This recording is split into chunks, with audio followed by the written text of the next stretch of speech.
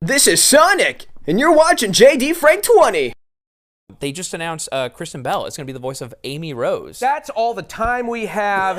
I'm here with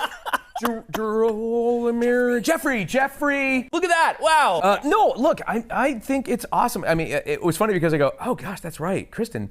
I remember seeing her like two ships passing in the night when I was leaving, working on Assassin's Creed 2. She was coming in to do her sessions, and I was leaving as Ezio kind of thing. And I was like, oh, that's right, Kristen Bell. And this goes way back to 2008, probably, that we were doing. I would have been working on the game. So I was like, well, there we go, full circle, same franchise. You know, here we go. I don't weigh in too much on these things because like so much of that stuff is like. It's an industry thing. You know what I mean? Yeah. I could always make the joke like, well, good, because I mean, you know, these celebrities, they need more work in these things that we covet. So, you know, but no, I think it's a great choice for a character like Amy. So, and the fan base seems like they're responding exceptionally well to it. So a lot of people are like really excited for it.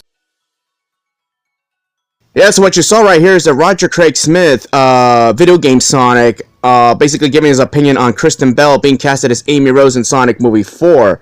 This is interesting right here. First, Kristen was involved in Assassin's Creed with Roger Craig Smith. Then Ryan Drummond made a cameo appearance in Kristen's head TV show, Veronica Mars.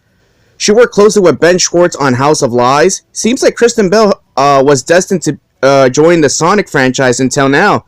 This is awesome right here. The fact that Kristen Bell has all these connections with 3 versions of Sonic the Hedgehog right here, as you're looking at these pictures right here. My only concern is how long have Ben and Kristen been planning for this? Because it's not all of a sudden saying, hey, I want Kristen Bell to voice Amy Rose, and yet these other candidates, they don't have that vibe. And of course, Jeff Fowler and Paramount executives say yes.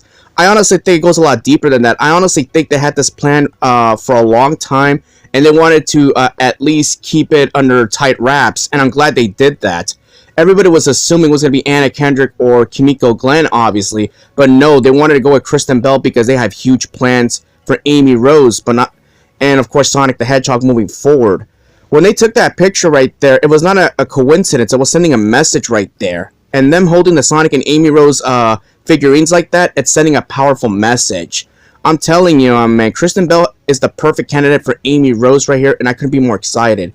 You know, if I had my way, I would actually have Kristen Bell voice Amy Rose in the video games, to be perfectly honest. I know I said this before, where I want Paramount to have more influence on the Sega series, and then, of course, about a week later, then they make this take right here, where they're saying that both these companies are working cohesively together, which makes sense because, come on, I mean, Sega is creatively bankrupt. They literally had to take notes for Sonic Movie 1 to even get a concept for Sonic Frontiers. By having Paramount's influence in the Sonic series as a whole, it's a slam dunk, you know, because both sides benefit off it. So when you release a movie in 2027, they're probably going to release a mainline game at that same time. And we're not surprised that they delayed Sonic Frontiers 2 to 2027 during the Year of Amy Rose Lover campaign. As long as the video game and the story almost mimic what you're seeing in the movie, I'm fine with that. Let me know what you all think. Peace out.